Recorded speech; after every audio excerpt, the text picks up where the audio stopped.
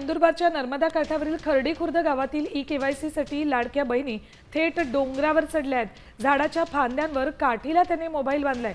नंदुरबारच्या Khardi खुर्दमध्ये network नाहीये। लाडक्या बहिणींना ई-केवायसी तर बंधनकारक आहे, त्यामुळे या बहिणींना असे जुगाड करावे लागतंय।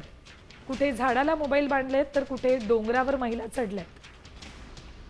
शासनाच्या लाडकी बहीण योजनेसाठी ई-केवायसी जी ती आता बंधनकारक करण्यात आलेली आहे। मात्र ही ई-केवायसी करण्यासाठी अनेक अडचणी ज्या आहेत त्या सध्या समोर येत आहेत। मी सध्या सातपुड्याच्या नर्मदा काठावरील खर्डी खुर्द या गावामध्ये आहे आणि इथली जर एकंदरी आपण परिस्थिती बघितली तर नेटवर्कच्या अभावामुळे चक्क एका झाडाला मोबाईल लावून त्या ठिकाणी ई-केवायसी करण्याचं सध्या काम सुरू आहे। आपण या ठिकाणी या आदिवासी महिला आपण बघू शकता। या सकाळपासूनच ज्या भागामध्ये उंच ठिकाण हे आहे नर्मदा नदीवरचं आणि या ठिकाणी नेटवर्क मिळतं कमी प्रमाणात आणि या ठिकाणी ई-केवायसी करण्यासाठी या ज्या आदिवासी महिला आहेत या सकाळपासूनच अशा पद्धतीने तासनतास या ई-केवायसी करण्यासाठी या ठिकाणी थांबून असतात। मात्र तरी देखील ई-केवायसी होत नसल्याची परिस्थिती आहे। अनेक अडचणी ज्या आहेत त्या वेबसाईटवर समोर आलेल्या आहेत। या ठिकाणी नेट काही प्रमाणात चालतं, मात्र OTP येत नाही आणि ई-केवायसी पूर्ण होत नसल्याची ही परिस्थिती आहे। सागर निकवाडे, साम टीव्ही न्यूज, नंदुरबार।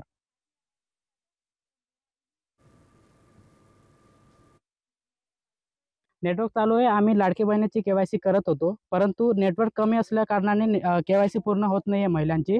आणि काही ठिकाणी आधार नंबर टाकल्यानंतर OTP येत नाहीये त्या वेबसाईटला। म्हणजे लाडकी बहिणीची जी वेबसाईट आहे ती ओपन केल्यानंतर आपण महिलांचा आधार नंबर टाकतो। आधार नंबर टाकल्यानंतर OTP ही 15-20 मिनिटांनी येते, तोवर ती जी वेबसाईट आहे ती बंद होऊन जाते।